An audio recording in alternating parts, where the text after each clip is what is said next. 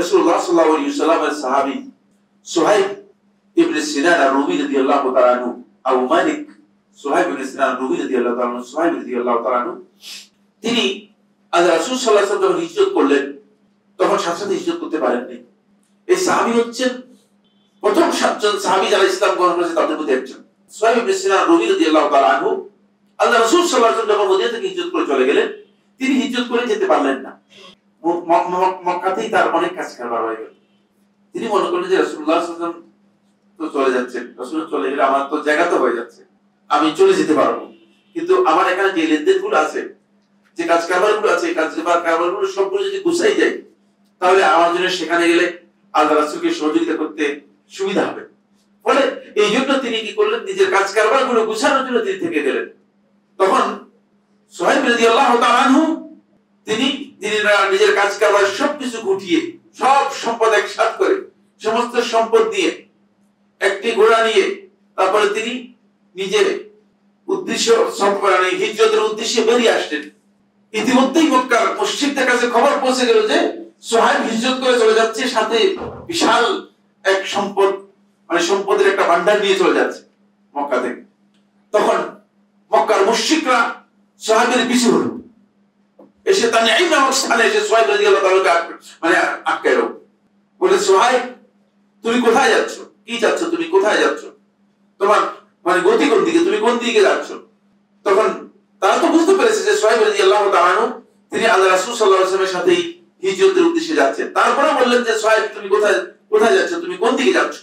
তখন সুহাইব রাদিয়াল্লাহু তাআলা বললেন যে মক্কার মুশরিকরা তোমরা জানো আমি হচ্ছি ইন্নী আরমাকুম মিনান নাস, তোমাদের মধ্যে সবচেয়ে বড় তীরন্দাজ ব্যক্তি। আমার দেখতেছো যে আমার কাছে তীর এবং সাথে আমার কাছে ধনুক এবং তীর দুটোই আছে। যতক্ষণ পর্যন্ত আমার তীর আছে ততক্ষণ পর্যন্ত সবগুলো তীর শেষ করব। তারপর আমার হাতে তরবারি রয়েছে, এই তরবারি দিয়ে আমি যতক্ষণ পর্যন্ত পারি ততক্ষণ পর্যন্ত শেষ করব। আমি জানি যে তোমাদের কেউ আমার সামনে আসতে পারবে না, আমার সাথে আসতে পারবে না। তোমরা চাও কি, তোমাদের চাওয়াটা কি?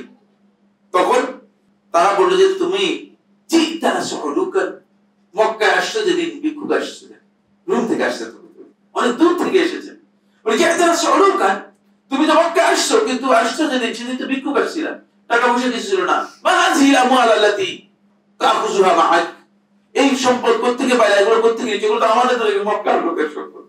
লোভ হচ্ছে কোথায়? সম্পদ থেকে। লোভ হচ্ছে কোথায়?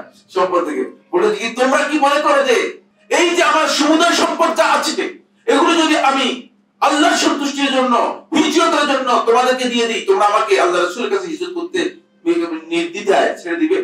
বলে তা দিয়ে দিব, আমাদেরকে এগুলো দিয়ে দাও। সুহাইব রাদিয়াল্লাহু তাআলা পুরো সম্পদটা দিয়ে মক্কায় চলে গেলেন। শেষ রাত্রে গিয়ে বসলেন। রাসূলুল্লাহ সাল্লাল্লাহু আলাইহি ওয়াসাল্লাম, খুব ভালো করে খেয়াল করুন, রাসূলুল্লাহ সাল্লাল্লাহু আলাইহি ওয়াসাল্লাম ফজরের নামাজে আসেন, এরপর ফজরের নামাজের পরে এসে খোঁজ খবর নেন। মসজিদের মধ্যে অপেক্ষা করতেছিলেন আল্লাহ রাসূল সাল্লাল্লাহু আলাইহি ওয়াসাল্লাম আসবেন।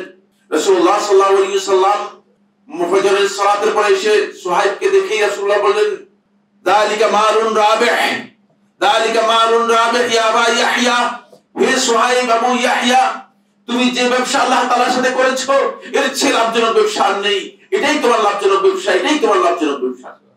তিনি হতবাক হয়ে গেলেন, কারণ তিনি ছাড়া কেউ জানেন না যে তিনি তার সম্পদ মক্কার কুরাইশদেরকে দিয়েছেন, তিনি ছাড়া কেউ জানেন না। তিনি বুঝতে পারলেন যে আল্লাহর পক্ষ থেকে জিবরিল আমিন আলাইহিস সালাম আল্লাহর হাবিব সাল্লাল্লাহু আলাইহি ওয়াসাল্লামকে আগেই জানিয়ে দিয়েছেন যে সমুদয় সম্পদ আল্লাহর রাস্তায় দিয়ে হিজরতের জন্য বেরিয়ে আসতেছে তোমার ওই সাহাবী আবু ইয়াহইয়া সুহাইব ইবনে সিনান আর-রুমি রাদিয়াল্লাহু তাআলা আনহু। আমার বন্ধুগণ, ওই ব্যবসাই সবচেয়ে উত্তম ব্যবসা। ওই ব্যবসার মধ্যে কোনো ধরনের সামান্যতম কোনো লোকসানের সম্ভাবনা নেই, যে ব্যবসা আপনি আল্লাহর সাথে করতে পারেন। এজন্য কোরআনে কারীমে 8টি আয়াতের মধ্যে ব্যবসার কথা এসেছে। 4টি আয়াতের মধ্যে আল্লাহ তাআলা ব্যবসা বলতে আল্লাহর সাথে যে ব্যবসা রয়েছে আল্লাহর রাস্তায় খরচকে বুঝিয়েছেন। আল্লাহ তাআলা আমাদের সবাইকে আল্লাহর সাথে ব্যবসা করার তৌফিক দান করুন। আমরা যেন আল্লাহ রাব্বুল আলামিনের সন্তুষ্টির জন্য আমরা আল্লাহর রাস্তায় দান করতে পারি।